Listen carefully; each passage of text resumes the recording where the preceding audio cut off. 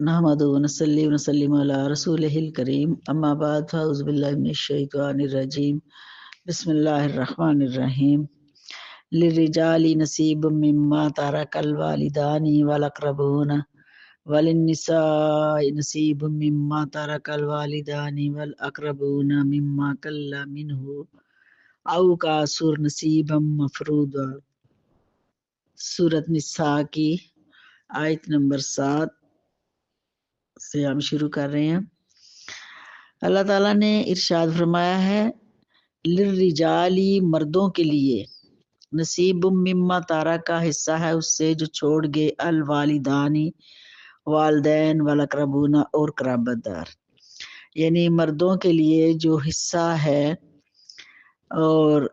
जो कुछ छोड़ गए, वालदैन फोत हो गए या रिश्तेदारों में से चले गए जो करीबी बनते हैं, जो रिश्ते के हवाले से हकदार बनते हैं, तो वो अगर छोड़ गए हैं, वालदैन हैं, वाल अक़रबून और कराबतदार हैं, वालिन्निसाई और औरतों के लिए भी, मर्दों के लिए भी और औरतों के लिए भी, नसीबुम मिम्मा तरकल वालिदानी हिस्सा है उस चीज से जो छोड़ गए वालदैन वल अक़रबूना और कराबतदार, यानी मर्दों के लिए हिस्सा भी है उससे जो वालदैन छोड़ गए और रिश्तेदार छोड़ गए, और औरतों के लिए भी हिस्सा है उससे जो छोड़ गए वालदैन और कराबतदार, यानी मर्दों के लिए भी हिस्सा है और औरतों के लिए भी हिस्सा है। अब इसकी डीप डिटेल में तो मैं नहीं जाऊंगी, आप अगर, क्योंकि ये तकसीम जायदाद का मौजू है तो ये बड़ा ही तफसीली है, तो इसलिए मैं सिर्फ थोड़ा सा तर्जमा और थोड़ी सा तफसीर इसकी कर रही हूँ। बाकी मजीद अगर आपने इसकी तफसील पूछनी है, डीप डिटेल में जाना है, तो फिर आप मुफ्तियाने कराम से राब्ता कर सकते हैं। कुरान करीम में अल्लाह ताला ने मर्दों के लिए भी फरमा दिया है कि उनके लिए भी हिस्सा है। किस चीज़ का हिस्सा है? जो वालदैन छोड़ जाएं यानी फोत हो जाएं या करीबी रिश्तेदार, उनकी जो पीछे माल और दौलत है उसमें से मर्दों का हिस्सा भी है और औरतों का हिस्सा भी है। मिम्मा कल्ला मिन्हु औ कासुर, उससे कम या ज्यादा, कम भी हो सकता है, ज्यादा भी हो सकता है, जैसे जैसे हालात होंगे, जैसे जैसे रिश्ता होगा, जिस तरह की सूरत हाल होगी, उसमें से हिस्से मुकर्रर अल्लाह ताला ने कुरान करीम में कर दिए हैं। नसीबम मफरूदा, हिस्से हैं मुकर्रर, अल्लाह ताला की तरफ से हिस्से मुकर्रर कर दिए गए हैं, वो वालदैन हैं या रिश्तेदार हैं। अब मजीद आगे भी इसकी तफसील जो है वो आ रही है। बहरहाल जो माल दौलत छोड़ जाएं, जो फोत हो जाएगा, उनके जो पीछे बनते हैं लवाइकीन, आल औलाद, बहन भाई, उनके हिस्से अल्लाह ताला ने मुकर्रर कर दिए हैं। व इज़ा हदरल किस्मता उलुल कुर्बा वल यतामा वल मसाकीनु फर्जुकुहुम मिन्हु वकूलु लहुम कौलम मारूफा। फिर अल्लाह ताला ने इरशाद फरमाया है कि और जब हाजर अल किस्मता, तुम हाजिर हो उस वक़्त जब तकसीम जायदाद के वक़्त जब तुम तकसीम कर रहे हो, तो उस वक़्त तुम्हारे पास हो, पास होने का मतलब ये कि उस वक़्त पास हो या तुम्हारे अलका बाब में, रिश्ते में, मोहल्ले में वो करीब करीब पढ़ते हो या तुम्हें पता हो, तो वो पास हो। उलुल कुर्बा, वो हो कराबत वाले यानी रिश्तेदार हों, वो रिश्तेदार हों, वल यतामा और यतीम, वल मसाकीनु और मस्कीन। तो ऐसा करो कि जब तुम्हें पहले बता दिया कि वालदैन छोड़ जाएं या रिश्तेदार छोड़ जाएं, तो हिस्सा है मर्दों के लिए भी और औरतों के लिए भी, दोनों का अलग अलग फरमा दिया। कम है या ज्यादा है, ये हिस्से अल्लाह ने मुकर्रर कर दिए हैं। अब हिस्से कितने मुकर्रर किए हैं, जायदाद क्या है, ये तो आगे चल के बताया अल्लाह ताला ने। पहले अल्लाह ताला ने ये इरशाद फरमा दिया कि लोगों, जब तुम तकसीम करो, जायदाद तकसीम करने लगो, जो वरासत का माल है वो तकसीम करने लगो, तो तकसीम करते वक्त इस बात का ध्यान रखो कि हाज़र अल किस्मता उलुल कुर्बा, कि जब हाजिर हो तकसीम के वक़्त कराबतदार, वल यतामा और यतीम, वल मसाकीन और मस्कीन, یعنی جب تم مال و دولت مرنے والے کا آپس میں تقسیم کر رہے ہو تو اس وقت تقسیم کے وقت کوئی رشتہ دار، یتیم، مسکین، غریب لوگ جو موجود ہوں، یا موجود ہونے کا مطلب اس وقت پاس ہوں، یا اس وقت اگر، کیونکہ ہر جگہ تو ایسا نہیں ہو سکتا نا، اس کا مطلب یہ بھی ہے کہ آپ کے ذہن میں ہے، آپ کی سوچ میں، آپ کے سامنے ہے کہ وہ محلے میں ہے، قریب ہے، لیکن ہیں صحیح ہمارے کچھ لوگ ایسے ہوتے ہیں اور ہیں کہ رشتہ دار بھی ہیں اور غریب بھی ہیں اور یتیم بھی ہوں گے اور بہت سارے مسکین و غریب بھی ہوں گے، تو ان کو بھی تم تقسیم کرتے وقت فارزقوہم، پس دو کچھ نہ کچھ حصہ، منہ اس سے دو، وقولو اور کہو ان کے لیے، لہم ان کے لیے، قولا معروفا بات بھلائی کی، یعنی ان کو ڈانٹنا ڈپنا بھی نہیں ہے، ان پر سختیاں بھی نہیں کرنی ہے، تو ایسا کرنا ہے کہ جو حصے ہیں وہ تو اللہ نے مقرر کر دیے ہیں، وہ اور اللہ تعالیٰ نے بتا دیا کس کس کو کتنا حصہ ملے گا اور کتنا دینا ہے۔ ایک تو یہ ہے کہ جو حصے اللہ نے مقرر کیے ہیں اسی کے مطابق تقسیم کیا جائے، دوسرا یہ بھی حکم اللہ تعالیٰ ہی دے رہا ہے کہ جب تقسیم کرو گے تو اس وقت، تقسیم کے وقت، غریبوں، یتیموں اور مسکینوں کا بھی خیال رکھنا ہے، ان کا حصہ مقرر نہیں فرمایا، ہاں یہ فرمایا کہ ان کو بھی دو کچھ نہ کچھ، وہ غریب ہیں، یتیم ہیں، مسکین ہیں، ان کو بھی کچھ نہ کچھ دینا ہے، فارزقوہم، دو ان کو۔ پہلے تقسیم جداد کے حصے بتانے سے پہلے اللہ تعالیٰ نے یہ حکم دیا کہ یہ بھی خیال رکھنا اس میں سے، اور پھر ان یتیموں، مسکینوں، غریبوں کے لیے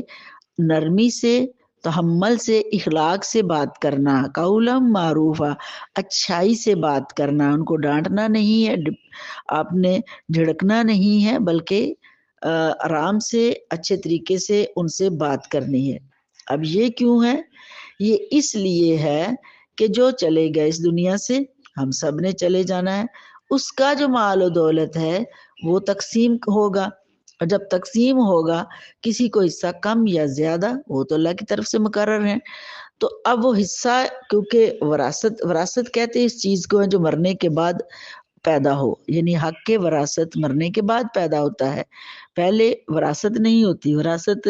مرنے کے بعد پیدا ہوتی ہے۔ تو اگر تم لوگ یہ حصے تو اپنے لے لوگے، مقرر کر دیے گئے، لیکن تمہیں پہلے یہ حکم دیا جا رہا ہے کہ تم غریبوں، یتیموں، مسکینوں کو بھی دینا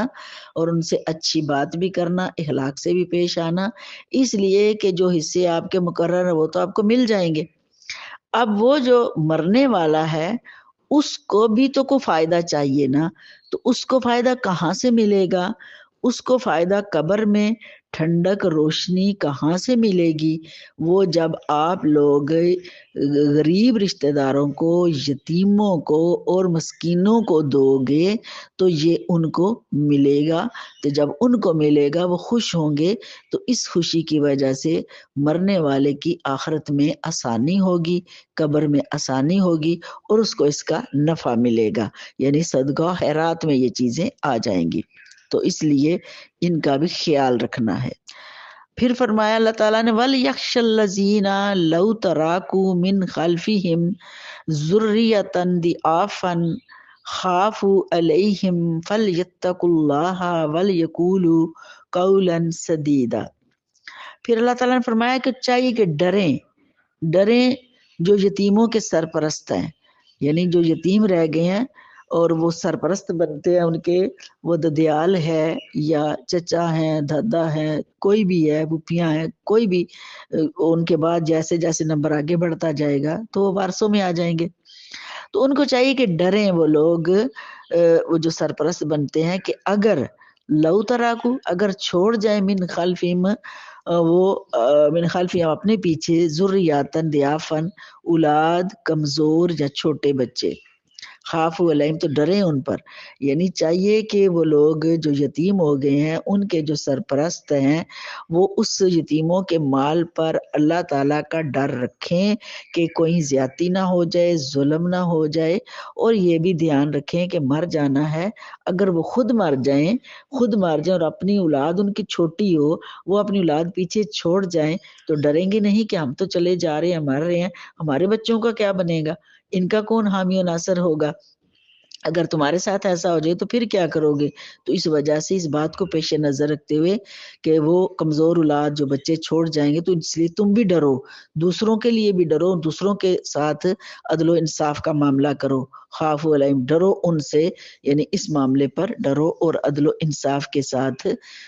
جو ہے ان کے مال کی حفاظت کرو اور فکر مند رہو۔ پھر فرمایا اللہ تعالیٰ نے فَلْيَتَّقُوا اللَّهَ وَلْيَقُولُوا قَوْلًا سَدِيدًا، پھر چاہیے کہ ڈریں اللہ تعالیٰ سے اور بالکل بات سیدھی کریں، یعنی اتنا ڈریں اللہ سے کہ اگر ہم مر گئے، ہمارے بچے چھوٹے ہوں تو ہمارے بچوں کا کیا بنے گا، اسی طرح ہم آج دوسرے کے بچوں کی حفاظت کریں، ان بچوں کے مال کی حفاظت کریں اور بات کریں، وَلْيَقُولُوا قَوْلًا سَدِيدًا، درست بات، سیدھی بات، لگی لپٹی بات نہ کریں، ملاوٹ کی بات نہ کریں، مفاد والی بات نہ کریں، دھوکہ دہی کی بات نہ کریں، مال کو کم زیادہ کر کے نہ بتائیں، ہڑپ نہ کر جائیں، ان کے جوان ہونے تک کھا نہ جائیں، اپنے مالوں میں ملا کر ملاوٹ نہ کر لیں۔ ان تمام باتوں کو سامنے رکھتے ہوئے جو ہے ان سے بچیں اور قولاً سدیدہ، سیدھی اور درست بات کریں کہ کوئی غلط بات نہ ہو جائے، جھوٹ نہ ہو جائے، ملاوٹ نہ ہو جائے اور یتیموں کا مال کھایا نہ جائے، مارا نہ جائے۔ ان الذین یاکلون اموال الیتامی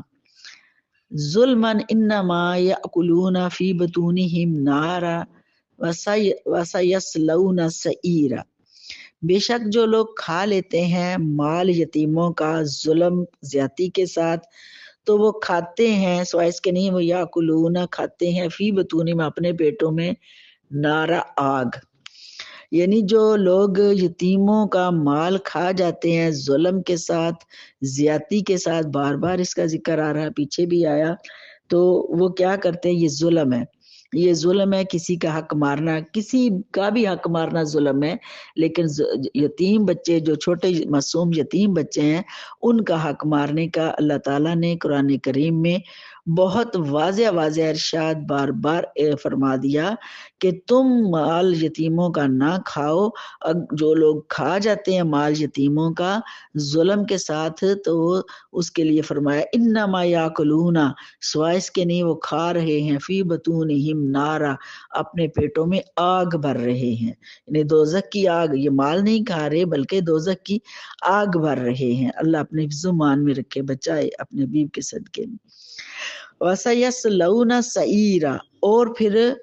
جو اپنے پیٹوں میں آگ بھر رہے ہیں یتیم کا مال کھا کر، تو وہ ان قریب بھڑکتی ہوئی آگ میں ڈالے جائیں گے، یعنی جہنم میں ان کو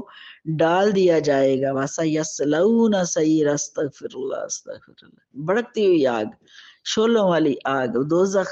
اس کے اندر یتیموں کا مال کھانے والوں کو ڈال دیا جائے گا۔ یوصیکم اللہ فی اولادکم للذکر مثل حظ الانثیین، اللہ تعالیٰ نے فرمایا یوصیکم اللہ، وصیت کرتا ہے تم کو اللہ تعالیٰ فی اولادکم، تمہاری اولاد کے بارے میں، للذکر، مردوں کے لیے ہے، مثل حظ الانثیین، حصہ دو عورتوں کے برابر، یعنی اللہ تعالیٰ نے اب مال کا، جائیداد کا، وراثت کا بتا رہا ہے کہ کس طرح سے آپ نے کرنا ہے، کہ یہ حصے اللہ تعالیٰ کی طرف سے مقرر کردہ ہیں، ان میں کوئی رد و بدل کا کسی کو بھی کوئی اختیار نہیں ہے، کہ اللہ نے فرمایا وصیت کرتا ہے، یوصیکم اللہ، تم کو اللہ تعالیٰ وصیت کرتا ہے، حکم دیتا ہے، کیا حکم دیتا ہے؟ تمہاری اولاد کے بارے میں، جو تمہاری اولاد ہے اس کے حوالے سے وہ تمہیں حکم دیتا ہے کہ للذکری، مرد کے لیے ہے، مثل حظ الانثیین، برابر دو عورتوں کے، یعنی اگر والدین یا والد فوت ہو جاتا ہے تو اس کے لیے جو حصہ ہے تقسیم جائیداد میں یا وراثت میں، تو وارث ہوگا وہ، اگر عورتیں بھی ہیں مرد بھی ہیں، آگے اس کی ترتیب آ رہی ہے، تو مرد کے لیے دو حصے ہوں گے عورت کی طرح، یعنی عورت کے ایک حصہ اگر ہے تو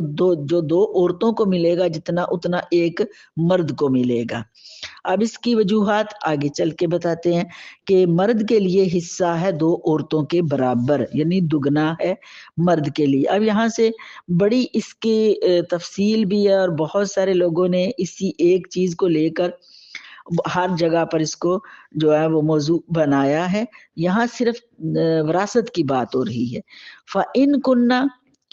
نِسَاءً فَوْقَ اثْنَتَيْنِ، پھر کہا کہ پہلے یہ بتایا کہ مرد کے لیے حصہ ہے 2 عورتوں کے برابر، یعنی جتنا 2 عورتوں کو ملے گا اتنا ایک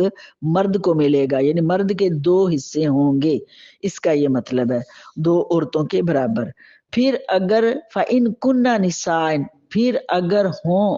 عورت یا لڑکیاں فَوْقَ اثْنَتَيْنِ، پھر اگر لڑکیاں صرف 2 ہیں یا 2 سے زائد ہیں، فَإِن كُنَّ نِسَاءً فَوْقَ اثْنَتَيْنِ، پھر اگر ہوں لڑکیاں یعنی عورتیں 2 سے زائد، تو فَلَهُنَّ ثُلَاثُ مَا تَرَكَ، تو پھر ان کے لیے 2/3 ہے جو میت نے چھوڑا ہے۔ یعنی اگر عورتیں یعنی بیٹیاں ہیں 1 سے زیادہ ہے، 2 ہیں، 2 جماعت میں جمع میں آ جائیں گی، 2 ہیں یا 2 سے زیادہ ہیں، تو ان کے لیے فَلَهُنَّ مؤنث کا صیغہ ہے ہنہ، پھر ان کے لیے ثلثا تیسرا ہے ماتارا کا جو چھوڑ گئے، یعنی جو والدین نے چھوڑا ہے حصہ ان کے لیے پھر 2/3 ہے جو میت نے چھوڑا ہے۔ تہائی کہتے ہیں 3 حصے، کوئی تیسرے حصے، کوئی 3 حصے جو ہوتے ہیں اس کو تہائی کہتے ہیں۔ یہاں پر 2/3 آیا ہے، تو جو عورتیں ہیں یعنی بیٹیاں ہیں ان کے لیے 2/3 ہے، مثلاً کہ کل جائیداد کا 3 حصے ان بیٹیوں کو ملیں گے، اور یعنی کل جائیداد کو جمع کر کے تو اس میں سے جو ہے وہ 3 کے حساب سے بیٹیوں کو ملیں گے۔ وَإِن كَانَتْ وَاحِدَةً فَلَهَا النِّصْفُ، اور اگر ہو ایک ہی لڑکی فَلَهَا النِّصْفُ تو اس کے لیے آدھا ہے، یعنی اگر 2 بیٹیاں ہیں یا 2 سے زیادہ ہیں تو ان کو 3 حصے کر کے ملے گا، یعنی کل جائیداد کو جمع کر کے پھر ان میں سے 3 حصے ان کے نکال دیے جائیں گے، یہ 2/2 اسی لیے کہتے ہیں اس کو۔ وَإِن كَانَتْ وَاحِدَةً فَلَهَا النِّصْفُ، پھر اگر ہو ایک تو اس کے لیے آدھا ہے جو میت نے چھوڑا ہے۔ تو 2/3 سے جو میت نے چھوڑا ہے اس میں سے یعنی ثلثا تیسرے کو کہتے ہیں، اور تہائی 2/3 کہتے ہیں، یعنی 2 بار 3 اس کو کہتے ہیں، تو جو چھوڑ گئے۔ اور اگر ہو ایک بیٹی تو اس کے لیے فلاح نصف آدھا ہے، یعنی نصف ہے۔ والی ابویہ، اور میت کے ماں باپ میں اس سے لکل واحد منہما، ہر ایک کے لیے ان دونوں میں سے، یعنی یہ ان کے لیے، اور اگر والدین ہیں تو والدین کے لیے ان میں اس سے جو ہے وہ السدس چھٹا حصہ ہے، چھٹا حصہ ان کو ملے گا ماں باپ کو۔ مما تارا کا اس سے جو چھوڑ گئے، ان کانا لہو والدن، اگر ہو اس کے لیے میت کی اولاد، یعنی اگر میت کی اولاد ہوگی تو پھر ماں باپ کو چھٹا حصہ جو ہے وہ ملے گا، کیونکہ مرنے والے کا بتانا پہلے کہ وہ بیٹا فوت ہوا ہے، باپ فوت ہوا ہے، اسی حساب سے دیکھا جائے گا۔ بشرطیہ کہ اگر میت کی کوئی اولاد ہو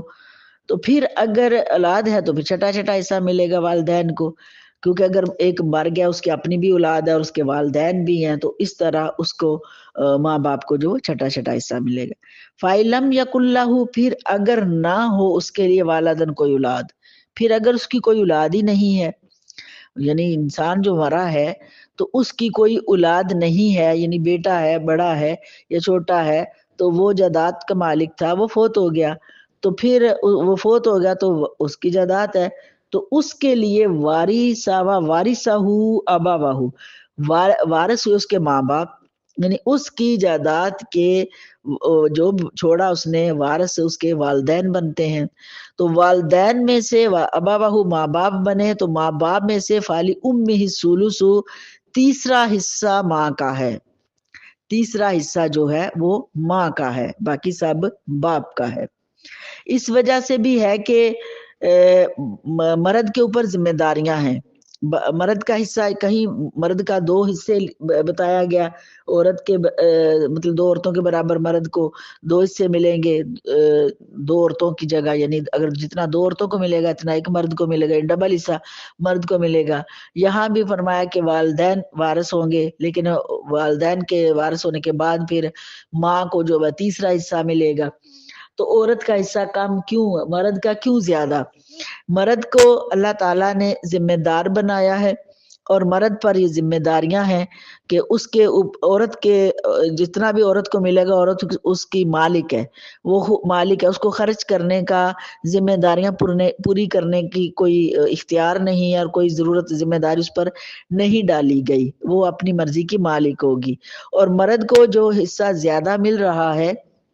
جس صورت میں بھی، وہ وارث ہونے کی صورت میں، تقسیم جائیداد کی صورت میں، جس طرح سے بھی، تو وہ مرد کے اوپر ذمہ داری بنتی ہے. اس کو گھر بار بھی چلانا ہے، گھر کے خرچے چلانے ہیں، اولاد کی، بیوی کی، تمام تر ذمہ داریوں کا خرچے کا بوجھ جو ہے وہ مرد پر اللہ تعالیٰ نے ڈال دیا. تو وہ مرد کو ذمہ داری دے دی، اس وجہ سے مرد کا جو ہے وہ زیادہ بنتا ہے، زیادہ حصہ رکھا گیا ہے. اور عورت کے لیے جو دیا گیا وہ اس کی مالک ہے، وہ اس پر کوئی ذمہ داری نہیں ڈالی گئی ہے. اور پھر دوسری چیز یہ ہے کہ عورت کو پھر خامد کی طرف سے بھی جائیداد کا حقدار بنایا گیا ہے، وراثت کا حقدار بنایا گیا ہے، بیٹے کی طرف سے بھی بنایا گیا ہے،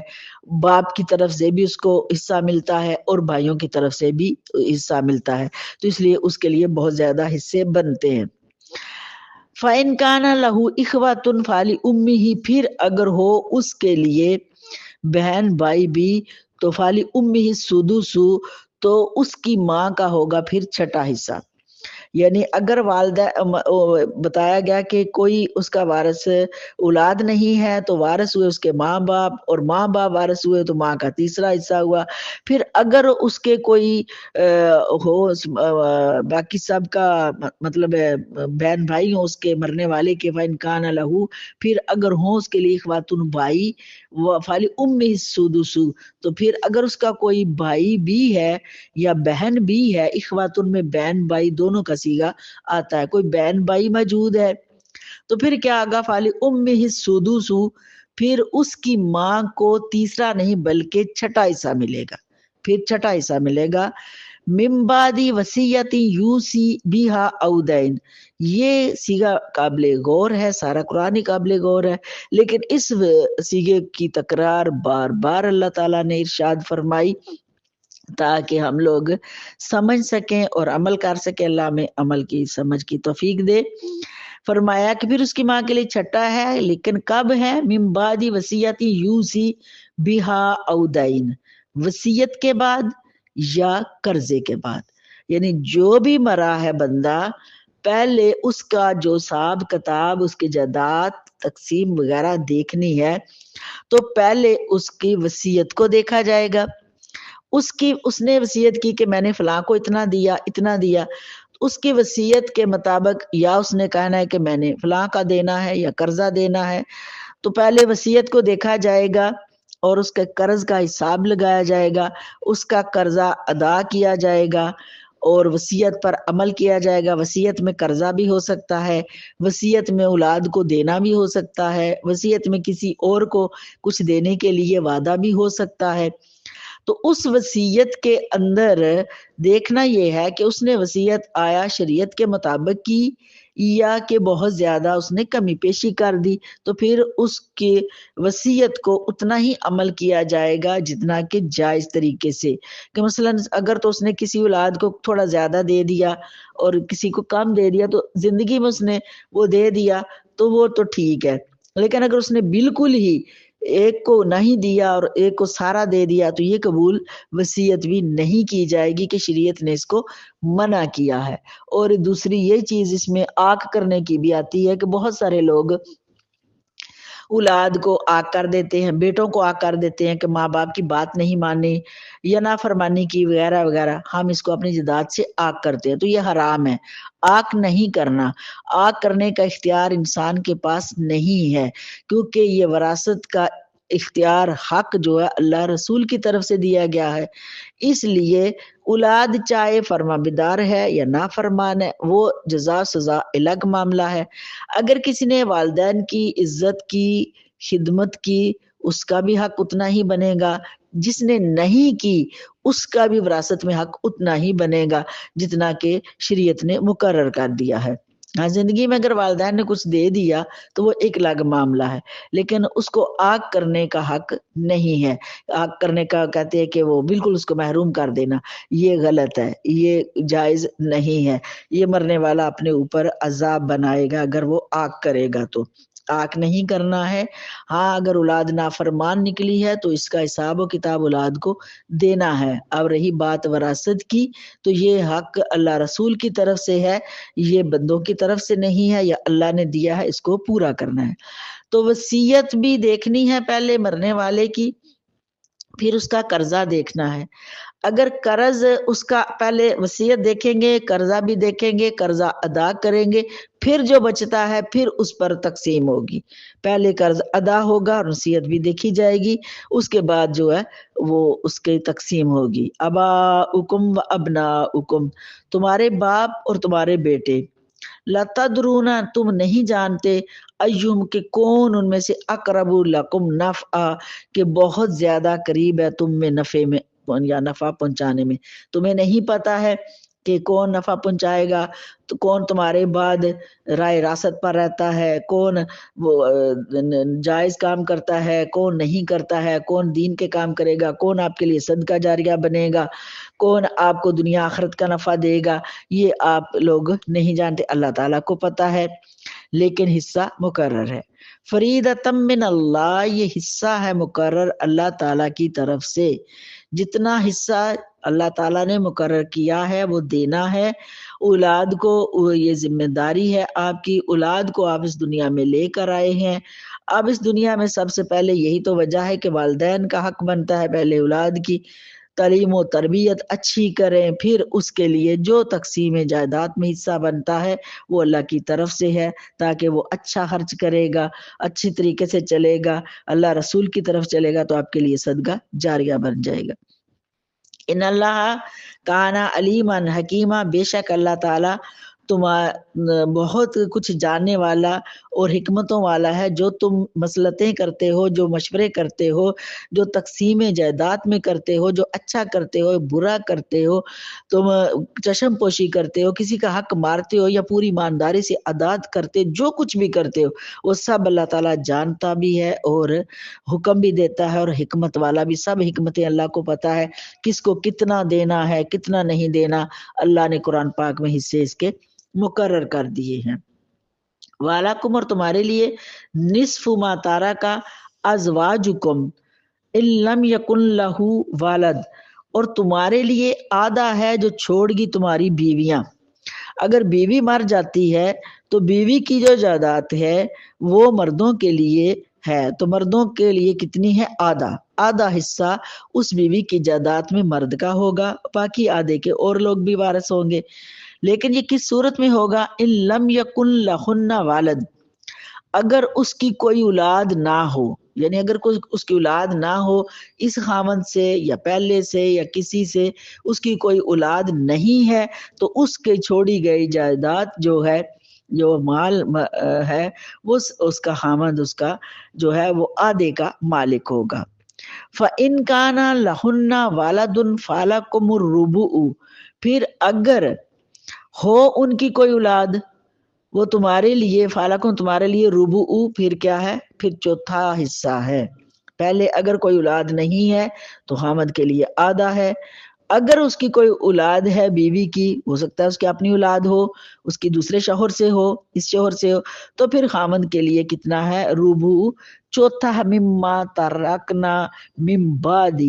جو وہ چھوڑ گئیں، جو عورت نے چھوڑا، عورتوں نے چھوڑا، اس کو من بعد وصیت یوسینا، وصیت کے بعد، بہا او دینی، اس کی بھی وصیت کو دیکھا جائے گا۔ اسی جملے کو دوبارہ اللہ تعالیٰ نے ارشاد فرمایا، بار بار فرمایا، ایک ایک جملے کے ساتھ ایک ایک فرمان کے ساتھ ساتھ اس کو بھی فرمایا. پھر فرمایا خواتین کے لیے بھی وصیت یوسین بہا او دین، پھر وصیت پوری کرنے کے بعد اور اس کے قرضہ ادا کرنے کے بعد. ہو سکتا ہے اس نے قرضہ بھی دینا ہو، اور جو اس نے وصیت کی ہو کہ اس کو ایسے کرنا، ویسے اس وصیت کو بھی دیکھا جائے گا، قرضے کو دیکھا جائے گا، پہلے قرض اس کا ادا کیا جائے گا. ان دونوں چیزوں کے بعد پھر جو بچے گا اس پر جو ہے وہ حصے مقرر کیے جائیں گے. وَلَهُنَّ الرُّبُعُ مِمَّا تَرَكْتُمْ إِن لَّمْ يَكُن لَّكُمْ وَلَدٌ، اور تمہاری بیویوں کا چوتھا حصہ ہے اس سے جو تم چھوڑو، بشرطیہ کہ کوئی اولاد تمہاری نہ ہو. یعنی اگر تمہاری بیویاں جو ہے تمہارا حصہ جو چھوڑ جاؤ گے تو ان میں سے بیویوں کا جو ہے وہ تم نے جو چھوڑا ہے اس میں سے بیویوں کا چوتھا حصہ ہوگا اگر کوئی تمہاری اولاد نہ ہو. اگر کوئی اولاد نہیں ہے تو بیوی کا چوتھا حصہ بنے گا. فَإِن كَانَ لَكُمْ وَلَدٌ، پھر اگر ہو تمہارے لیے کوئی اولاد، تمہارے لیے کوئی اولاد ہو، فَلَهُنَّ الثُّمُنُ، تو پھر ان کا 8واں حصہ بنے گا. مما ترکتم من بعدی، اس کے بعد کہ جو تم چھوڑ گئے تقسیم جائیداد میں، بعد وصیت، وصیت کے بعد، تو سونا بہا او دین، وصیت کرنے کے بعد جو تم نے وصیت کی اس کے ساتھ وصیت کرنی ہے، اور قرض کی، اور قرضے کے اندر بیوی کا حق مہر بھی شامل ہے. حق مہر بھی شامل ہے کہ وہ بھی ایک قرض ہے. اگر بیوی کو حق مہر ادا نہیں کیا گیا تو مرنے کے بعد تقسیم جائیداد کا جب حساب لگایا جائے گا اور دیکھا جائے گا قرضہ کس کس کا دینا ہے. وصیت میں کیا لکھا ہے، وصیت کا میں نے بتا دیا آپ کو، لیکن وہ بار بار آ رہا ہے اس لیے بار بار غور کرنا ہے. اور پھر قرضے کو دیکھنا ہے، قرضہ جو دینا ہے اس میں حق مہر بھی ہے، وہ بھی بیوی کا قرضہ ہے، اس حق مہر کو بھی ادا کرنا ہے. اور اس کے بعد پھر تقسیم جائیداد کا معاملہ کرنا ہے کہ کس کا کتنا حصہ بنتا ہے.